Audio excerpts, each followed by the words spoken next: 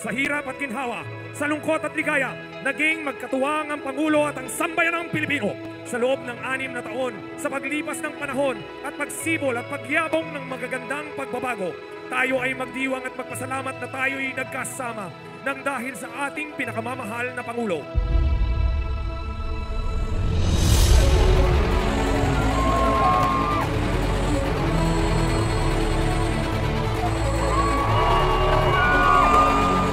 Sa loob ng 6 na taon, magpasalamat tayo sa Panginoong lumikha.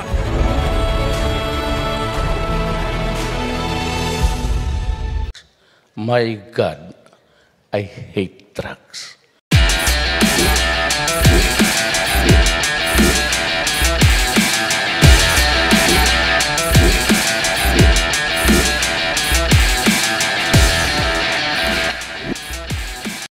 Hello everyone, welcome po tayo guys sa ating YouTube channel.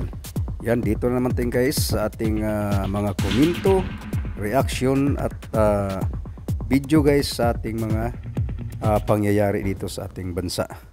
28 dahil naniniwala ang general na marami pa rin sa sambayan ng Pilipino ang hinahanap ang Duterte brand na pamamahala. Si Kyra Gaspe magbabalita.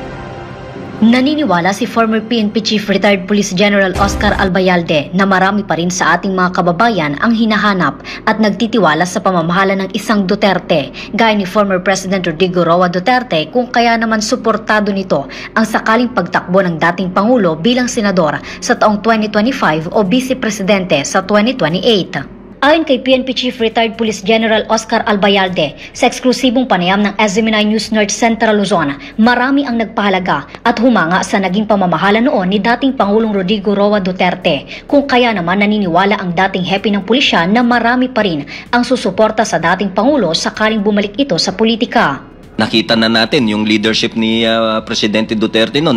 And I believe hanggang ngayon naman marami pa ring naniniwala sa kanya no, kasi maganda ang naging performance niya during our time, at saka yung mga tao maraming nag-appreciate talaga doon sa kanyang ginawa no, dahil tama ka, naging hands-on siya, at saka yung nagiging problema natin immediately meron siya kagad na solusyon no.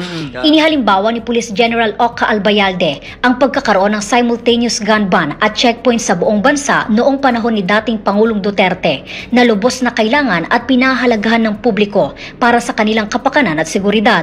Noong panahon ni Presidente Duterte, panahon namin, kapag sinabing gun ban, bukas, yung 1201 na yon, no, massive at saka simultaneous ang checkpoints natin all over the country. Hindi lang sa Metro Manila, hindi lang sa Luzon, Visayas, Mindanao yan. Mas appreciated kasi ng mga tao yung presensya ng ating kapulisan sa kalsada. Napaka-importante po nun. Dapat anyang tutukan ng mga otoridad ang bumabalik na problema sa motorcycle riding suspects at pukusan ang anti-criminality na kinakailangan ng proactive o preventive police actions. Isang paraan ng pagbuuri ng tiwala at kumpiyansa ng taong bayan sa ating mga kapulisan. Matatanda ang isa sa naging laban ng Duterte administration ang kampanya kontra iligal na droga, kung saan isa si General Albayalde sa nanilbihan bilang PNP chief sa ilalim ng administrasyong Duterte. Binigyang linaw ng dating PNP chief na marami sa mga kapulisan ang naparusahan, natanggal sa trabaho at nakasuhan sakaling maabuso ang war on drugs ng dating administrasyon. Noon talaga nakita natin kung yung pulis ay nagkamali at nagkaroon ng excessive force, no, yung tinatawag up to the point na napatay niya yung mga suspect, there are investigations. Napailan po ng kaso yung ating mga kapulisan sa incident nung Kian case na yon, napailan po ng kaso and they were convicted. Babi. At hindi naman po natulungan ng ating Pangulo na sinasabi makonvict ka, after that ipapardon kita. Hindi po niya ginawa yun dahil alam niya nagkamali itong ating mga kapulisan. Sa kabilang banda, may payo naman si former PNP Chief General Albayalde sa susunod na magiging hepe ng pambansang hanay ng pulisya. Ang trabaho po ng PNP basically sa labas, wala sa opisina. Kasi ang peace and order nasa labas, Bobby. Ang community nasa labas, wala sa opisina mo. Ikaw ang pupunta sa tao dapat, hindi yung tao ang pupunta sa iyo. You provide the services to the people.